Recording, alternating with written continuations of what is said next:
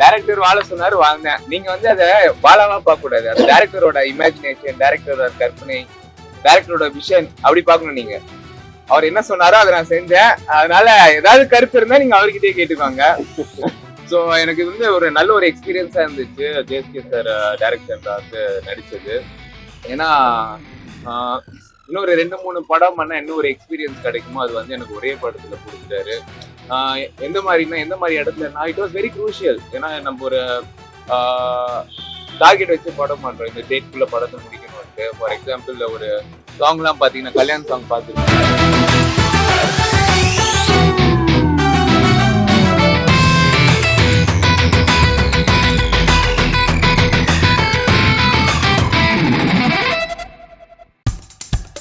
இப்போ நம்ம என்டர்டெயின்மெண்ட் ஆக போகுது பிளஸ்.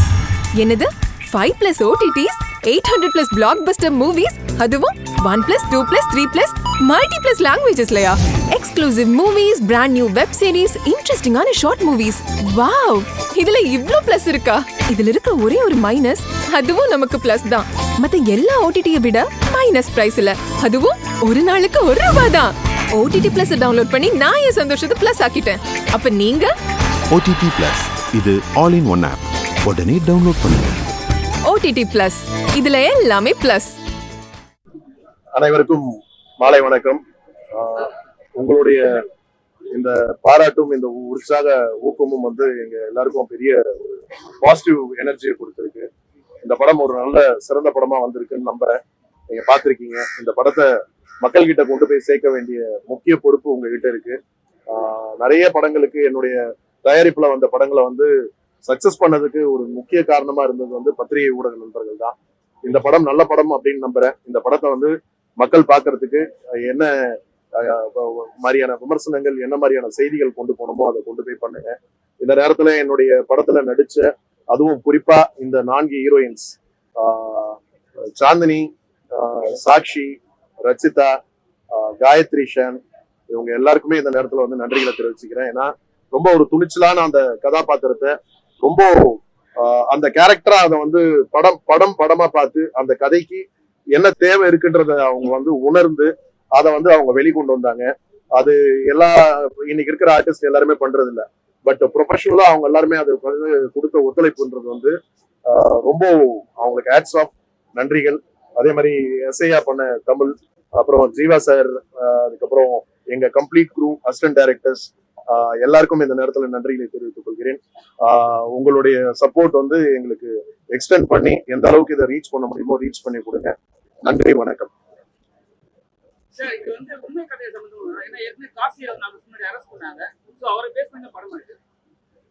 வெளி உலகத்துக்கு தெரிஞ்ச காசி நாகர்கோயில் காசி, வெளி உலகத்துக்கு தெரியாத நிறைய முகமடிகளோட காசி மாதிரி ஆட்கள் நிறைய பேர் இருக்காங்க. அந்த மாதிரி இருக்கக்கூடிய ஒரு நபர், அவருடைய லைஃப்ல நடந்ததை நம்ம பார்த்து இன்ஸ்பயர் பண்ணி பண்ணதுதான். 4 கதாபாத்திரங்கள், பெண்களோட கதாபாத்திரமும் ஒரு விதத்துல அவங்களாம் விக்டிம்ஸ் தான். அவங்களுடைய ரியல் லைஃப்ல நடந்த விஷயங்களை வந்து கொஞ்சம் இன்ஸ்பயர் பண்ணி சினிமாக்காண்டி சில கூட்டிங் பண்ணி படம் பண்ணிருக்கோம். காசின்னு பேர் வச்சதால டக்குன்னு எல்லாரும் அது கனெக்ட் ஆயிட்டாங்க. அதுதான் இந்த கதையோட.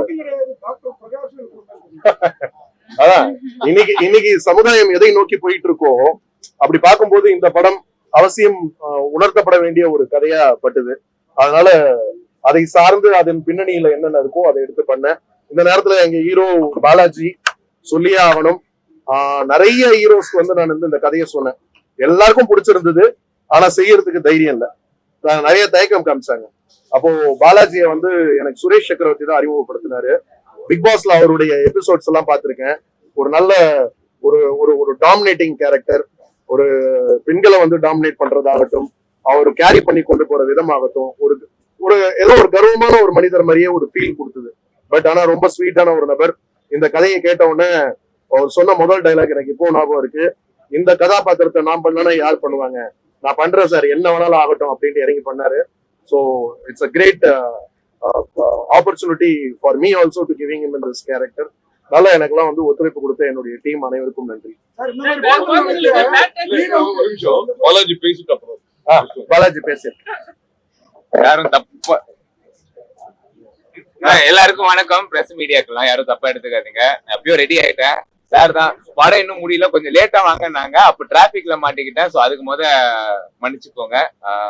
இப்ப ஆரம்பிக்கிறேன். இது ஒரு சிறந்த படம், நல்ல படம். இதுல நல்ல மெசேஜஸ் இருக்கு. நானும் கொஞ்சம் நடிச்சிருக்கேன், பாத்திருப்பீங்க.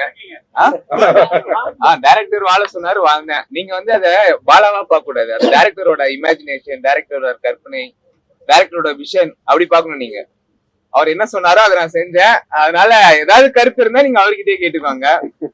சோ எனக்கு வந்து ஒரு நல்ல ஒரு எக்ஸ்பீரியன்ஸா இருந்துச்சு ஜேஎஸ்கே சார் டைரக்ஷன்ல வந்து நடிச்சது. ஏன்னா இன்னொரு 2-3 படம் பண்ணா இன்னும் ஒரு எக்ஸ்பீரியன்ஸ் கிடைக்குமோ அது வந்து எனக்கு ஒரே படத்துல கொடுத்துட்டாரு.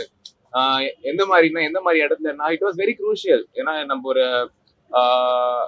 டார்கெட் வச்சு படம் பண்றோம், இந்த டேட்குள்ள படத்தை முடிக்கணும்ட்டு. ஃபார் எக்ஸாம்பிள் ஒரு சாங் எல்லாம் பாத்தீங்கன்னா கல்யாண் சாங் பாத்துருப்பீங்க, எல்லாருக்கும் பிடிச்சிருக்கும்னு நினைக்கிறேன். அந்த சாங்லாம் நாங்க ஒரே நைட்ல ஷூட் பண்ணோம்னா நிறைய பேர் நம்ப மாட்டாங்க. எஸ், நாங்க அதெல்லாம் ஒரே நைட்ல தான் ஷூட் பண்ணோம். ஸோ அந்த மாதிரி ஷூட் பண்ணும் போது அதுல வந்து ஒரு கொஞ்சம் ப்ரெஷர் இருக்கும். எங்கேயுமே நம்ம வந்து ஸ்டெப்பை மிஸ் பண்ணிடக்கூடாது, நம்மளால வந்து டேக் போயிடக்கூடாது அப்படின்ட்டு. ஃபார்ச்சுனேட்லி டேக்லாம் எதுவும் போகல. ஸோ ஒரே நைட்ல முடிச்சுட்டு வந்த சாங்க.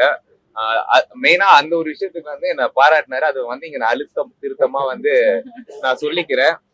அண்ட் ரொம்ப சேலஞ்சிங்கான ஒரு கேரக்டர் தான். நீங்க வந்து வாழ்ந்திருக்காரு அப்படின்னு வந்து சொல்றீங்க, உங்களுக்கு தெரியும்ல. அந்த மாதிரி சீன்ஸ் எல்லாம் எடுக்கும் போது சுத்தி வந்து ஒரு 10-20 பேராச்சும் இருப்பாங்க, டீம் மெம்பர்ஸ், க்ரூ மெம்பர்ஸ். இவங்க வந்து என்னென்ன கோரியோகிராஃப் பண்றாங்களோ மைக்ல, அதை நாங்க வந்து செய்யணும்.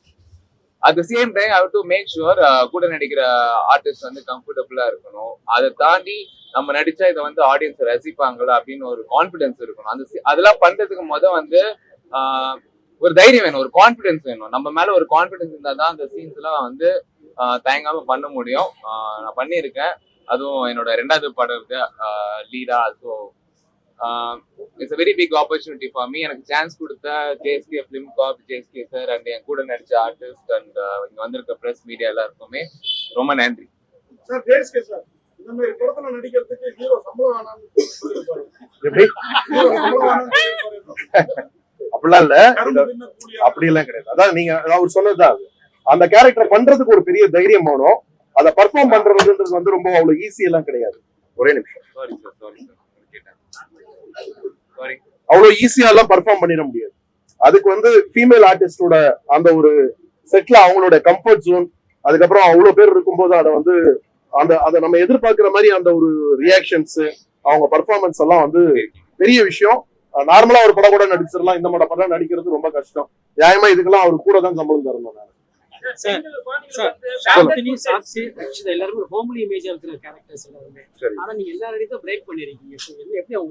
கேரக்டரா பாருங்க. அவங்க வந்து இந்த படம் பார்க்கும்போது, இன்ஃபேக்ட் இந்த படத்துல முதல்ல கமிட் ஆனது வந்து சாக்ஷி தான். எனக்கு வந்து ஒரு அப்பர் கிளாஸ்ல இன்னைக்கு சொசைட்டில இருக்கிற ஒரு மேரீடு உமன், அதுவும் புதுசா கல்யாணம் ஆனவங்க, எப்படி அவங்களுடைய ஒரு ஸ்டைல் இருக்கும், அதுக்கேற்ற மாதிரி எனக்கு ஒரு ஃபிட்டின் ஆகிறதுக்கு ஒரு முகம் தேவைப்பட்டது. அது எனக்கு சாக்ஷி டெய்லர் மேடா கிடைச்சாங்க. அவங்க கிட்ட நான் வந்து ஒரு சீனுமே என்ன எடுக்க போறோம் அப்படிங்கிறத டே ஒன்னே எல்லா ஆர்டிஸ்டுக்குமே நான் எதையும் வந்து ஸ்பாட்ல போய் எதுவுமே இம்ப்ரூவைஸ் பண்ணல. நாங்க ப்ரீ பிளான் பண்ணி என்ன பண்ணமோ அதை சொன்னோம். இந்த கதைக்கான அவசியம் அவங்க வந்து அதை வந்து உள்வாங்கிக்கிட்டு அதை வந்து அவங்க பண்ணாங்க. அதனால அது வந்து இட் இஸ் அ டாஸ்க். ஒரு சாதாரண எல்லா கேரக்டரும் ஒரு ஸ்டண்ட் பண்ணிடலாம், டான்ஸ் பண்ணிடலாம், இந்த மாதிரி கேரக்டர்ஸ் பண்றதுக்கு தான் இங்க ஆர்டிஸ்ட் இல்ல. அதை வந்து ஒரு நடிப்பா நம்ம பார்க்கணும், அவ்வளவுதான். அதை பண்ணதுக்கு அவங்களுக்கு இந்த நேரத்துல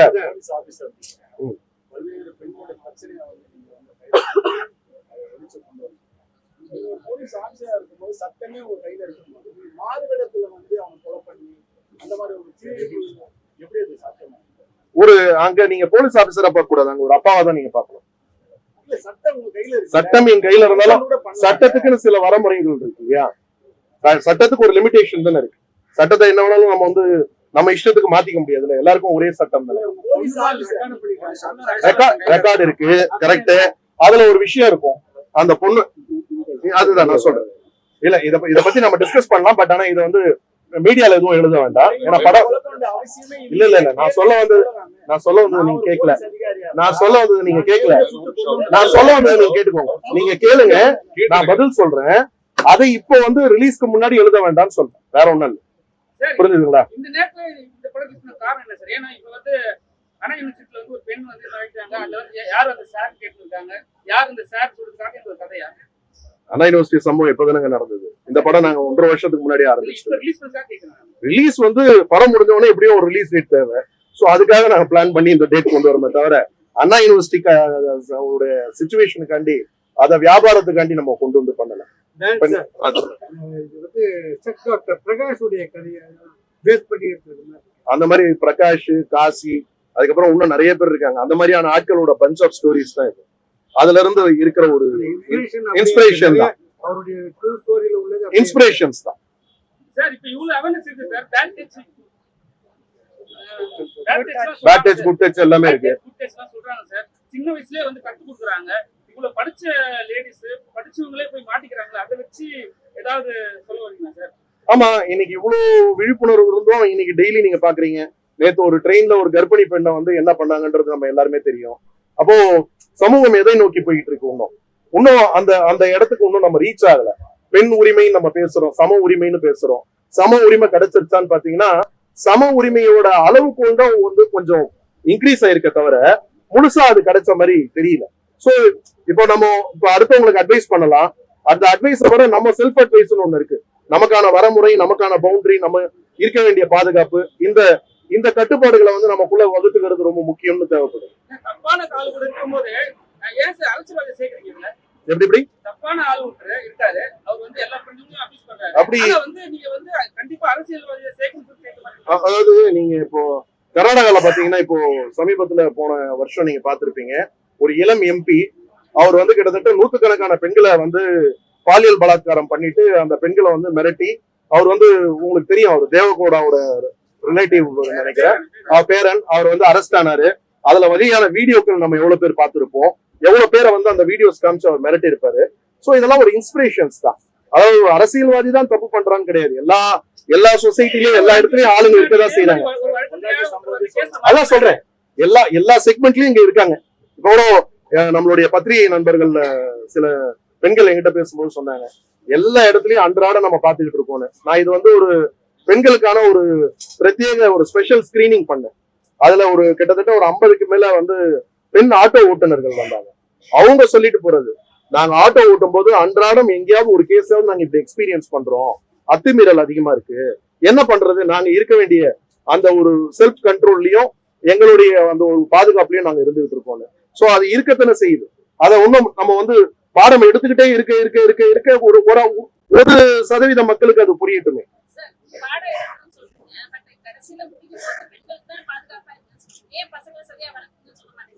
அதுதான் சொன்னேன், பெண் பிள்ளைகளை பெற்றோர்கள் வந்து இன்னைக்கு வந்து எவ்வளவு ஜாக்கிரதையா வளர்க்கணும்னு ஒரு விஷயத்த சொல்லும் போது எதிரில உட்கார்ந்து பாக்குறது வெறும் பெண்கள் மாத்திரம் பார்க்க போறது இல்ல, ஆண்களும் பார்க்க போறாங்க. அந்த ஆண்களுக்கும் குழந்தைகள் இருக்கும். இல்ல சொல்லணும்னு கிடையாதுங்க, அது ஒரு அண்டர்ஸ்டுட். நம்ம ஆனா வந்து யாருக்கு ஸ்ட்ராங்கா சொல்லணும்னு ஒண்ணு இருக்கு. அதுதான் நான் சொன்னேன், இந்த படம் பார்த்துட்டு வந்தா காசி மாதிரி இருக்கக்கூடிய ஆளுங்க யாராவது ஒருத்தருக்கு ஒரு சின்ன கில்ட் கிரியேட் ஆகும். அந்த கில்ட் தான் சக்சஸ் ரேட். இதுல ஐயோ நம்ம 4 பெண்கள் நடிச்சிருக்காங்க, அதுல வந்து ரசிகா வரவேல் அவங்க கேட்கும்போது பர்சனல் விஷயம் என்னால வர முடியாது மத்த விஷயம்லாம் சொல்லிருக்காங்க. அது நீங்க எப்படி பாக்குறீங்க? அவங்க பர்சனல் சொல்லும்போது நான் எப்படி பேசுறது? இல்ல என்னன்னா அவங்க வந்து ஃபர்ஸ்ட் வந்து ப்ரமோஷன் வந்தாங்க, அதுக்கப்புறம் ப்ரமோஷன்லயே வரவே இல்ல. நம்ம இப்ப கூட இன்னைக்கு கூட கூப்பிட்டேன், அவங்க ஷூட்ல இருக்காங்க பெங்களூர்ல, வரல. பாலா கூட ஒரு வாரம் முன்னாடி ஊர்ல இல்ல, இன்னைக்கு இருந்தாரு வாங்கன்னு. சாந்தினி வேற ஒரு படம் ஷூட்ல இருந்து பாதியில வந்திருக்காங்க. இவங்க சாட்சியும் அதே மாதிரிதான் இருக்கிறவங்க அட்ஜஸ்ட் பண்ணி வராங்க. அது பர்சனல் சொல்லும்போது நம்ம அதை ஒருத்தரை போய் நம்ம அது ஒரு அநாகரிகமா இருக்கும் நம்ம ஒருத்தர் விமர்சனம் பண்றது. பட் எங்களுக்கு வந்து ரொம்ப எங்களுக்கு முழு ஒத்துழைப்பு கொடுத்தது வந்து எங்க 4 ஹீரோயின்ஸும். அதுல அதே மாதிரி ரச்சிதாவை பத்தி குறிப்பா சொல்லணும். இந்த கேரக்டர் சொல்லும் போது அவங்க வந்து ரொம்ப குடும்ப பாங்கான ரோல்ஸ் பண்ணிட்டு இருக்கும்போது அவங்களுக்கு இந்த கேரக்டர்ல இருந்த இம்பார்ட்டன்ஸ் தெரிஞ்சு அவங்களும் இந்த கேரக்டரை உள்வாங்கி எங்களுக்கு வந்து செட்ல எந்த ஒரு சின்ன ஒரு டிஸ்கம்ஃபர்ட் கூட கிடையாது, ஃபுல் கோஆபரேஷன் கொடுத்தாங்க. இந்த படத்துலதான் முதல்ல அவங்க சொந்த குரல்ல டப்பிங் பேசியிருக்காங்க. அதனால எங்களுக்கு எந்த விதமான ஒரு கசப்பும் கிடையாது. அதே மாதிரி டாக்டர் எல்லாம் சண்டைக்கு வந்து அவங்க லார்ஜ் ஸ்கேல்ல இருக்காங்க, பிசியோதெரபிஸ்ட் டாக்டர் வச்சுக்கலாம். நீங்க காவல்துறை எடுத்தா நம்ம 10 படத்துல வந்து பாத்தீங்கன்னா 8 படத்துல வந்து காவல்துறையை சார்ந்தவங்களை வில்லனா காட்டுறோம். அதனால காவல்துறை மொத்தம் நம்ம மேல வரப்போறாங்களா? வக்கீல காட்டுறோம், ஜட்ஜ காட்டுறோம், யார காட்டல, நம்ம பள்ளி தாளாளரை காட்டுறோம். அதனால அப்படி கிடையாது, இது ஒரு கேரக்டர் தான். அதனால அந்த மாதிரி கோவப்பட்டு வந்தாங்கன்னா அவங்க ஒண்ணு காசி மாதிரி இருந்தா மட்டும் தான் கோவப்படணும். அது ஏன் கேக்குறேன்னா பிசியோதெரபிஸ்ட் வந்து பார்மசிக்கு பிரிஸ்கிரிப்ஷன் எழுத மாட்டாங்க. அப்படியா? ஆமா. எழுதுவாங்க. அதாவது நீங்க மசில் ரிலாக்சிங் மெடிசன்ஸ் வந்து அவங்க தான் கொடுப்பாங்க. நான் பார்மசிஸ்ட். அதனாலதான் நானும் உங்ககிட்ட சொல்றேன். ஆமா, அதான் உரசி இருக்கீங்க. யார் ரெண்டும் காரணம்? அதுதான் சொல்றாங்களா அவங்களே, நாங்க தெரியாம பண்ண ஒரு தவறுதான் அது. அப்படி கிடையாதுங்க. அதாவது என்ன சொல்லுவாங்கன்னா, ஒருத்தங்க மேல ஒரு அன்பு காட்டும் போது தன்னை அறியாம வேற ஒரு கேரக்டர்ஸ் தான். யாரும் வந்து இவங்களுக்கு தெரியாது. காசியை நம்பும் போது என்ன நினைக்கிறாங்க, தனக்கான ஒரு வெளிச்சமா அவங்க பாக்குறாங்க. இல்ல ஒரு நிமிஷம், அது எப்படி இல்லைன்னு நினைக்கிறீங்க? ஒரு நிமிஷம், நான் சொல்றேன் உங்களுக்கு. இல்ல நான் சொல்றேன் உங்களுக்கு. இப்ப நீங்க சாந்தினி எடுத்தீங்கன்னா அவங்களுக்கு வந்து ஒரு காதல் உருவாயிருக்கும். முதல்ல வந்து ஒரு வேலைக்கு வந்த இடத்துல தனக்கு கிடைச்ச முதலாளி அவ்வளவு அந்யோன்யமா பழகி ஒரு குடும்பத்துல ஒருத்தரா இருக்காரு. அவர் மேல ஒரு காதல் தான் அவங்களுக்கு ஏற்படுது. எப்படி அது வந்து கோஆபரேட் செஞ்சான்றது அவங்களோட ட்ரீட்மெண்ட். அவங்களுக்கு பெயின் இருக்குன்னு சொல்றாங்கல்ல, அந்த பெயின் வந்து கை தூக்கும் போதே நம்மளே ட்ரீட்மெண்ட்டுக்கு போகும்போது சில நேரம் டாக்டர்ஸ்க்கு கோஆபரேட் பண்ண மாட்டோம். கோஆபரேட் பண்ணா மாத்திரம் தான் அவங்க பண்ண முடியும். நீங்க இப்படி அர்த்தம் எடுத்துக்கிட்டீங்கன்னா அப்படி, இந்த பக்கம் எடுத்துக்கிட்டீங்கன்னா இந்த பக்கம். சொல்லுங்க. எது கேட்கல.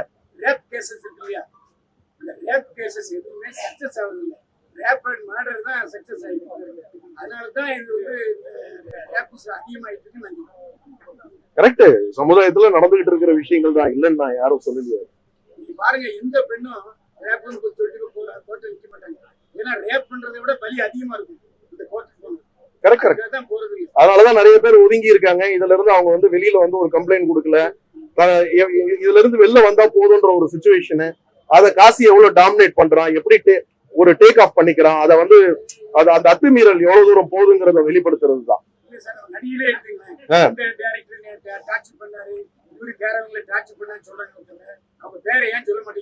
இதை அவங்க கிட்டதான் கேட்கணும். என்ன கேட்டீங்கன்னா நான் என்ன பண்றேன்?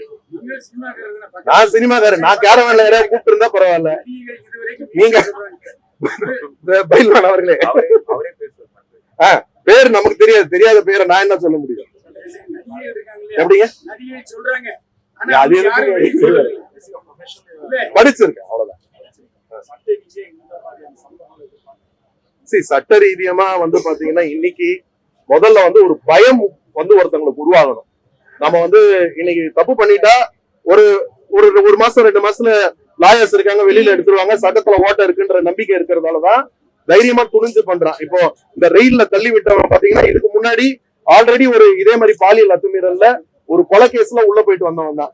அவன் திரும்ப அதை மீறி ஒரு கர்ப்பிணி பெண்ணு கிட்ட போய் அப்படி நடந்துக்கிறான் அப்படின்னா அவனுக்கு ஒண்ணு சைக்கோவா இருக்கணும், அதை மீறி சட்டத்துல இருக்கிற ஓட்டையில வெளில வந்துடலான்ற நம்பிக்கை தான். அப்போ அதுக்கு வந்து அந்நிய நாடுகள்ல இருக்கிற மாதிரி நம்ம வந்து சட்டங்களை கடுமையான தண்டனைகளை வந்து நிறைவேற்றினாங்கன்னா ஒரு பயம் உருவாகிறதுக்கான வாய்ப்புகள் இருக்கு. எப்படி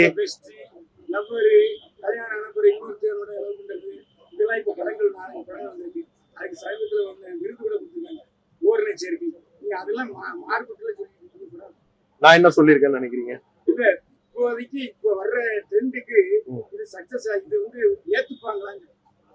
ஏத்துப்பாங்கன்னு நம்புறோம். நல்ல படம் பண்ணிருக்கோம் நம்புறோம். நீங்க நம்புறீங்களா? நல்லா இருக்குன்னு நினைக்கிறீங்களா படம்? ஓரளவுக்கு கொஞ்சம் ஸ்லோ. செகண்ட் ஹாஃப் வந்து அதாவது நம்ம சொல்றோம் இல்லையா, ஒரு யதார்த்த சினிமாவா பண்ணணும்னு ஆசை. சினிமா மேஜிக் பெருசா காட்ட வேண்டாம்ன்றது.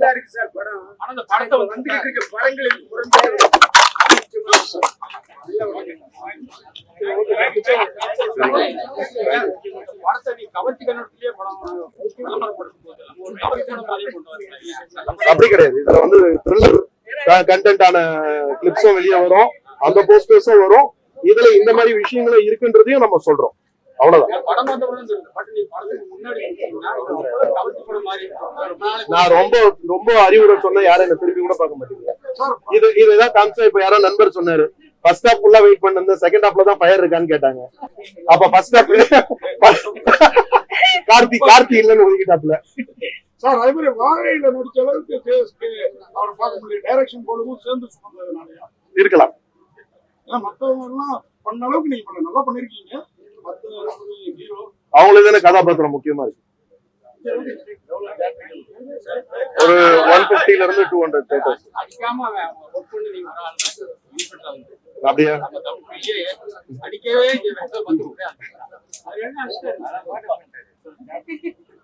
ஒரு 150 to 200. ஆமா. வேர்ல்டு வைடு வந்து இது கர்நாடகா ரிலீஸ் ஆகுது. கேரளா அடுத்த வாரம் ரிலீஸ் ஆகுது. இந்த வாரம் நிறைய படங்கள் அங்க இருக்கிறதுனால ஒரு வாரம் கழிச்சு ரிலீஸ் பண்றோம். பேன் இந்தியாவா இல்ல, மொழி மாற்றங்கள் செய்யப்பட்டது. நன்றிங்க. நன்றி. இப்போ உங்க என்டர்டெயின்மெண்ட் ஆக போகுது plus 5+ OTT 800+ blockbuster movies 1+, 2+, 3+, multi+ languages exclusive movies, brand new web series, interesting ஆன short movies இப்படி நிறைய பிளஸ்.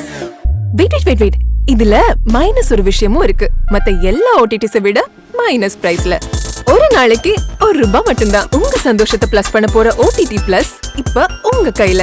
உடனே டவுன்லோட் பண்ணுங்க. OTT Plus இது ஆல் இன் ஒன் ஆப். உடனே டவுன்லோட் பண்ணுங்க. என்டர்டெயின்மெண்ட்டை பிளஸ் பண்ணுங்க OTT பிளஸோட.